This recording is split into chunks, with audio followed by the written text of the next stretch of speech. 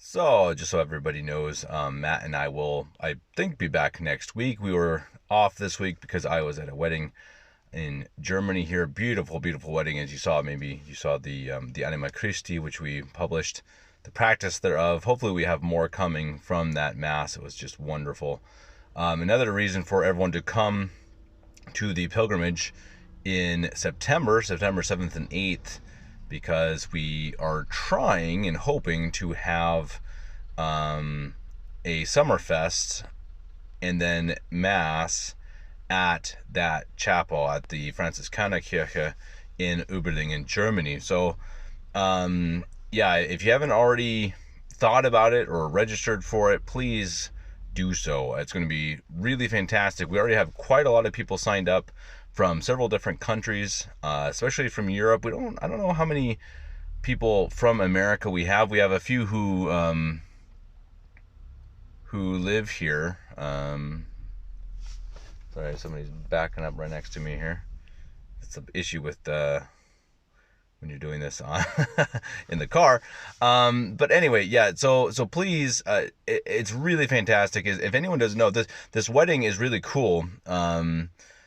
I talked with the groom, and he told me that the bride had gone on the pilgrimage directly before things clicked for the bride and the groom. So obviously before they were married, they had been talking online. They met on a traditional Catholic website. They had been talking, messaging with each other.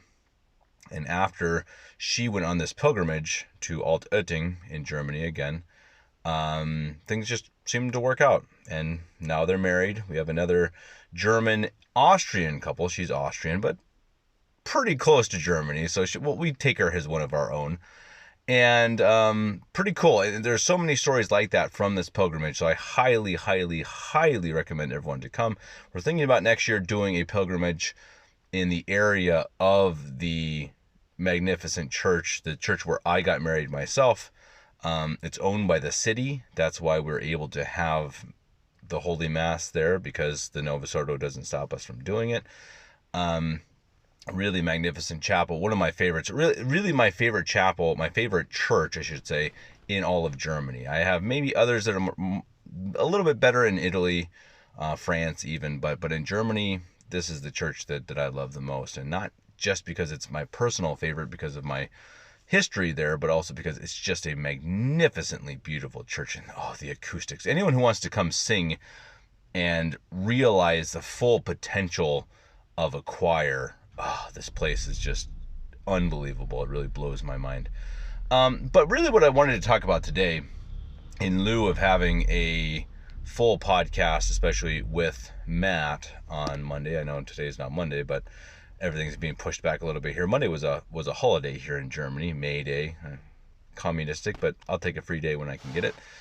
It's also the Feast of St. Joseph the Worker, so we'll take that as our holiday, I suppose. But what I wanted to talk about was, how do I phrase this? How do we have our kids, what terminology do they use for my friends? So when I was growing up, my parents' friends were Mr. and Mrs. So-and-so. Always. No question.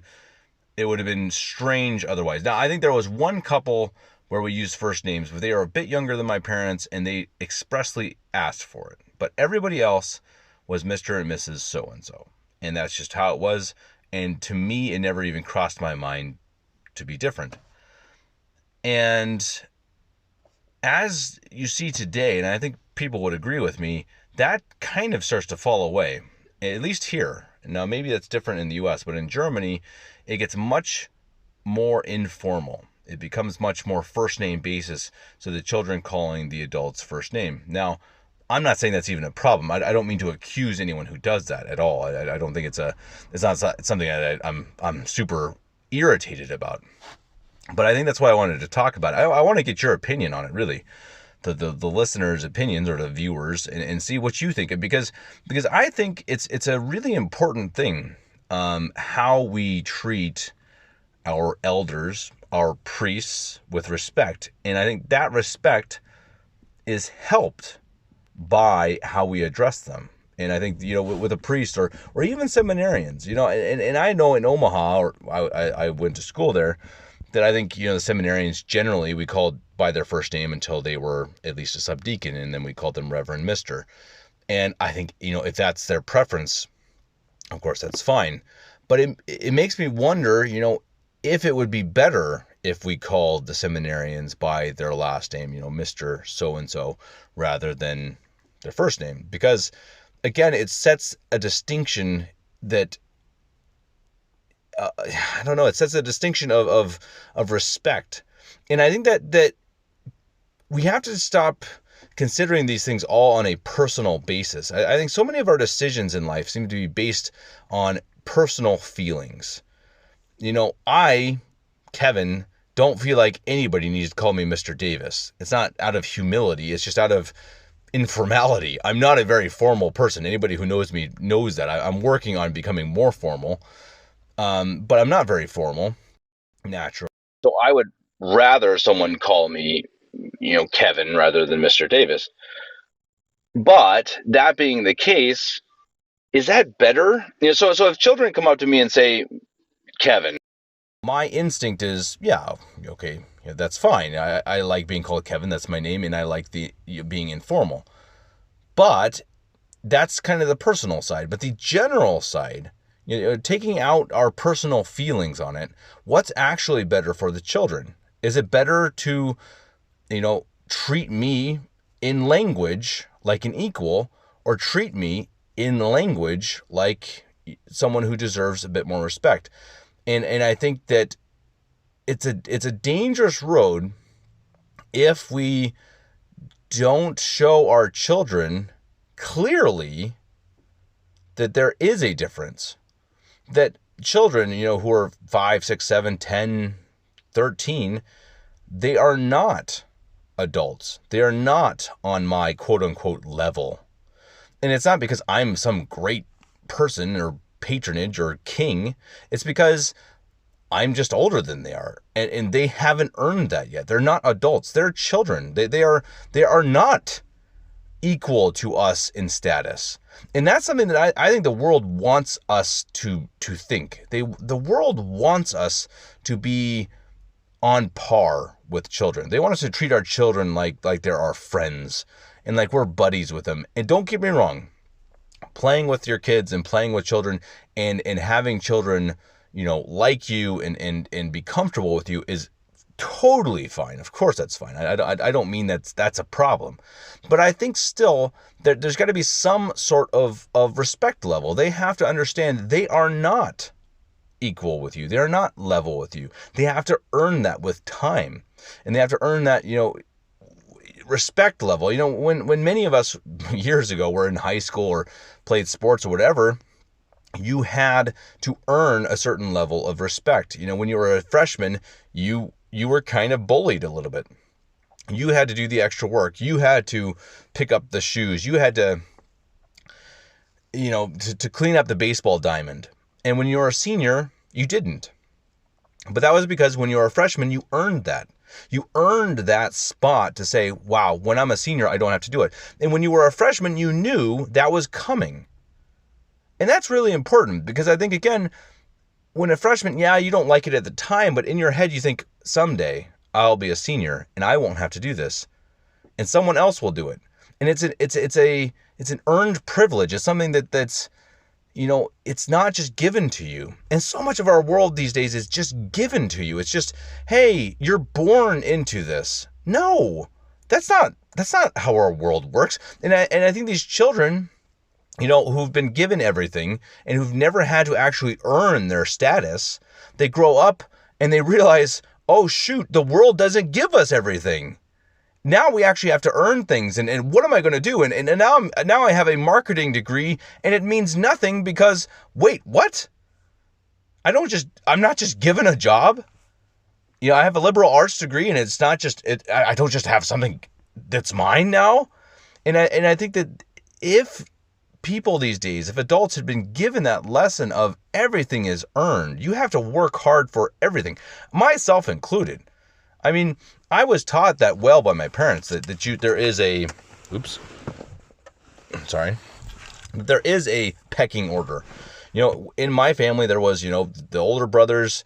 I was the second, fortunately, but I still had an older brother, and, he got the front seat. This is a good example. When we were driving somewhere, it wasn't a question, hey, Mom, is it my turn? No, it was my older brother's turn. He got the front seat.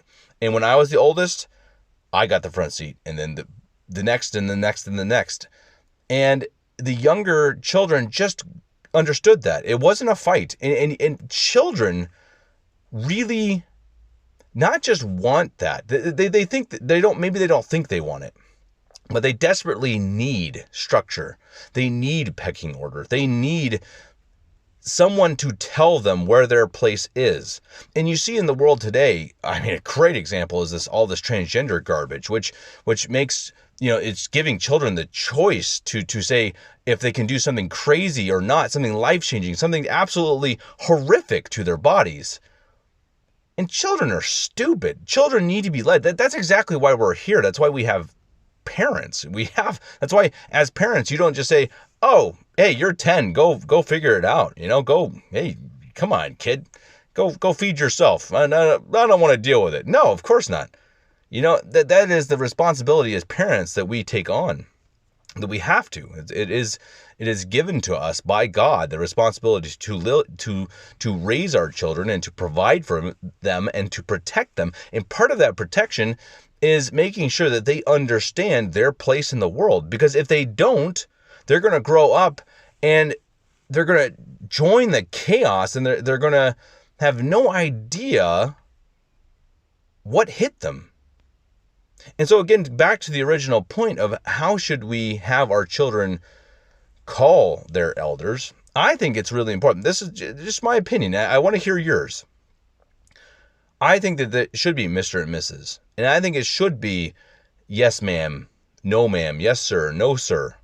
Now, I know that in today's day and age, that seems extreme. And I'm sure there are people who are listening to this who think, wow, that's yikes, Kevin. That's my dad did that, and I didn't like my dad. And some people take it to extreme. And I think, look at the Sound of Music, the Von Trapp family. He was so extreme in the formal side that he had a whistle, and he treated his children like they were in his Navy.